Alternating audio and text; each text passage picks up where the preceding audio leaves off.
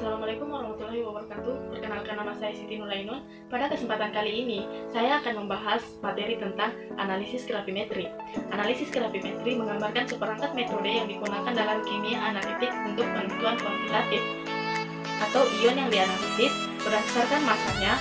Prinsip dari jenis analisis ini adalah bahwa begitu massa ion telah ditentukan sebagai senyawa unik, pengukuran yang diketahui kemudian dapat digunakan untuk menentukan massa analit yang sama dan dalam suatu campuran selama jumlah relatif dari konstituen lain diketahui. Lanjut, metode presipitasi adalah metode yang digunakan untuk menentukan jumlah kalsium dalam air. Dengan menggambarkan metode ini, kelebihan asam oksalat H2C2O4 ditambahkan ke volume air yang diketahui dan diukur. Dengan menambahkan pereaksi, di sini amonium oksalat kalsium akan pengendapan sebagai kalsium oksalat. Reaksi yang tepat ketika ditambahkan ke larutan berair akan menghasilkan endapan yang sangat tidak larut dari ion positif dan negatif, yang jika tidak akan larut dengan rekan-rekan mereka. Baik, untuk reaksinya yaitu yang pertama pembentukan kalsium oksalat Ca2+ Ag ditambah C2O4 2- menghasilkan CaC2O4. Endapan dikumpulkan, dikeringkan, dan dinyalakan menjadi panas atau merah tinggi yang mengubah seluruhnya menjadi kalsium oksida. Yang kedua, reaksi terbentuk kalsium oksida murni CaC2O4 menghasilkan CaOS ditambah COG ditambah CO2G. Endapan murni didinginkan kemudian diukur dengan menimbang dan perbedaan berat sebelum dan sesudah mengungkapkan massa analit yang hilang. Dalam hal ini, kalsium oksida angka itu kemudian dapat digunakan untuk menghitung jumlah atau konsentrasi persen dari itu dalam campuran asli. Selanjutnya yaitu metode volatilisasi. Dalam metode ini, penghilangan analit melibatkan pemisahan dengan memanaskan atau secara kimia mendekomposisi sampel yang mudah menguap pada suhu yang sesuai. Dengan kata lain, energi panas atau kimia yang digunakan untuk pengendapan spesies yang mudah menguap. Dua metode gravimetri yang umum digunakan dalam volatilisasi adalah metode untuk air dan karbon dioksida. Hasil analisis ini dalam bentuk apapun diperoleh dengan menambahkan kelebihan asam sulfat encer ke dalam analis dalam larutan. Dalam reaksi ini, gas nitrogen dimasukkan melalui tabung ke dalam labu yang berisi larutan. Saat melewati itu, gelembung gas kemudian keluar pertama melewati zat pengering. Ini kemudian melewati campuran zat pengering dan natrium hidroksida yang bertumpu pada abses atau askrite 2. Silikat non berserat yang mengandung natrium hidroksida. Massa karbon dioksida diperoleh dengan mengukur peningkatan massa penyerapan ini. Reaksinya adalah yang pertama penyerapan air NaHCO3 Ag ditambah H2SO4 Ag menghasilkan CO2G ditambah H2O I ditambah NaHSO4 Ag. Penyerapan CO2 dan sisa air CO2G ditambah 2NaOH menghasilkan Na2CO3S ditambah H2O. Lanjut, metode volatilisasi. Metode volatilisasi dapat langsung atau tidak langsung. Air yang dihilangkan secara kuantitatif dari banyak zat anorganik melalui penyalaan adalah contoh penentuan langsung. Ini dikumpulkan pada pengeringan padat dan massanya ditentukan oleh penentu pertambahan massa desikan. Metode volatilisasi langsung lainnya melibatkan karbonat yang umumnya terurai untuk melepaskan karbon dioksida ketika asam digunakan karena karbon dioksida mudah berevolusi ketika panas. Massa-massa penyerapan yang diukur. Penentuan jumlah air, pengukuran kehilangan massa sampel selama pemanasan adalah contoh metode tidak langsung. Diketahui bahwa perubahan massa terjadi karena penguraian banyak zat ketika panas diberikan, terlepas dari ada atau tidak adanya air. Karena seseorang harus membuat asumsi bahwa air adalah satu-satunya komponen yang hilang. Metode ini kurang memuaskan daripada metode langsung. Baik, lanjut kepada prosedur. Sampel dilarutkan jika belum ada dalam larutan. Solusinya dapat diperlukan untuk menyesuaikan pH sehingga endapan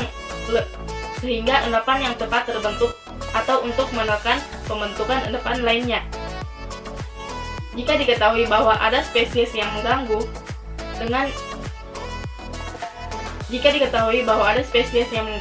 dengan juga membentuk endapan dalam kondisi yang sama dengan analit, sampel mungkin memerlukan pengobatan dan reaksi yang berbeda untuk menghasilkan interferensi ini. Reaksi pengendapan ditambahkan pada konsentrasi untuk mendukung pembentukan endapan.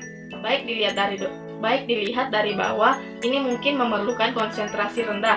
Pemanasan yang luas sering digambarkan sebagai pencernaan atau kontrol pH yang cermat. Pencernaan dapat membantu mengurangi jumlah kopresipitasi.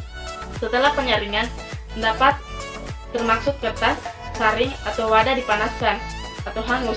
Ini mencapai sebagai berikut. Kedua endapan diubah menjadi bentuk yang lebih stabil. Secara kimiawi, misalnya ion kalsium dapat diendapkan menggunakan ion oksalat. Untuk menghasilkan kalsium oksalat CaC2O4 mungkin kemudian dipanaskan untuk mengubahnya menjadi oksida CaO. Sangat penting bahwa rumus empiris dari endapan yang ditimbang diketahui dan bahwa endapan itu murni. Jika ada dua bentuk, hasilnya akan tidak akurat. Endapan tidak dapat ditimbang dan diakurasi yang diperlukan pada kertas sering. Endapan juga tidak bisa sepenuhnya dihapus dari kertas saring. Untuk menimbangnya, endapan dapat dipanaskan dengan hati-hati dalam wadah sampai kertas kering terbakar. Ini hanya meninggalkan endapan, seperti namanya kertas tanpa abu, digunakan sehingga endapan tidak terkontaminasi dengan abu. Setelah endapan dibiarkan dingin, lebih disukai dalam desikator agar tidak menyerap uap air. Ditinggal dalam wadah untuk menghitung massa akhir analit. Massa awal dan wadah kosong dikurangkan dari massa akhir. Wadah yang mengandung sampel karena komposisi endapan diketahui, mudah untuk mengetahui massa analit dalam sampel asli. Baik, selanjutnya keuntungan. Analisis gravimetri. Jika metode diikuti dengan hati-hati, memberikan analisis yang sangat tepat. Bahkan, analisis gravimetri digunakan untuk menentukan massa atom dari banyak elemen dalam tabel periodik hingga keakuratan 6 angka. Gravimetri menyediakan ruang yang sangat sedikit untuk kesalahan instrumental dan tidak memerlukan serangkaian standar untuk penghitungan yang tidak diketahui. Juga metode seringkali tidak memerlukan peralatan yang mahal.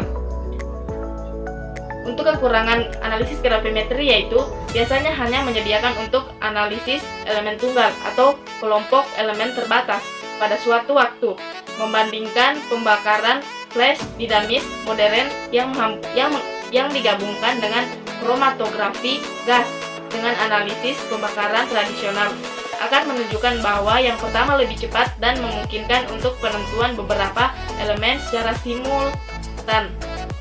Sementara penentuan tradisional hanya kemungkinan untuk penentuan karbon dan hidrogen. Langkah-langkah dalam analisis gravimetri. Yang pertama, persiapan solusi. Ini mungkin melibatkan beberapa langkah termaksud penyesuaian pH larutan agar endapan terjadi secara kuantitatif dan mendapatkan endapan sifat yang diinginkan, menghasilkan gangguan, menyesuaikan volume sampel agar sesuai dengan jumlah zat pengendap yang akan ditambahkan. Yang kedua yaitu pengendapan. Ini membutuhkan penambahan larutan zat pengendap ke larutan sampel.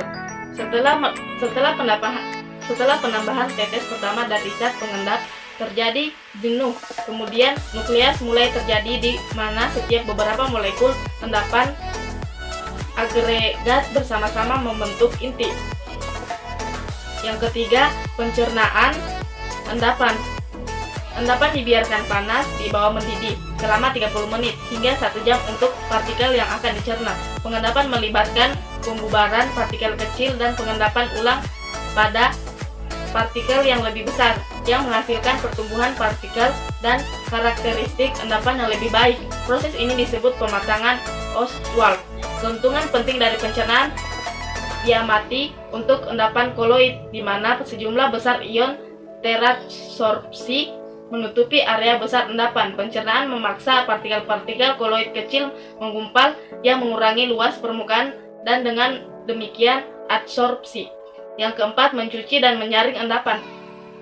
Sangat penting untuk mencuci endapan secara menyeluruh untuk menghasilkan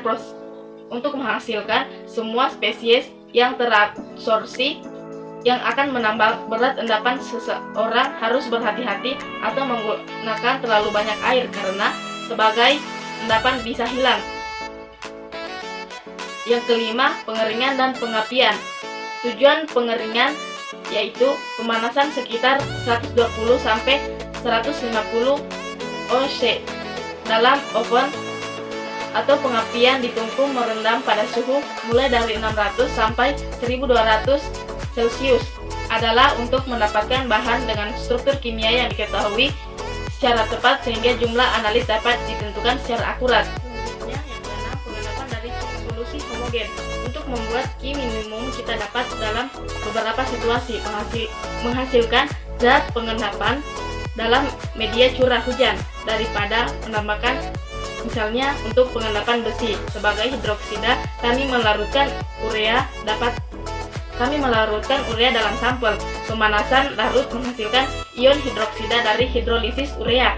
Ion hidroksida dihasilkan pada semua titik dalam larutan dan dengan demikian tidak ada situs konsentrasi. Baik, mungkin ini saja yang dapat saya sampaikan. Lebih dan kurangnya mohon dimaafkan. Wabillahi taufiq wal hidayah. Wassalamualaikum warahmatullahi wabarakatuh.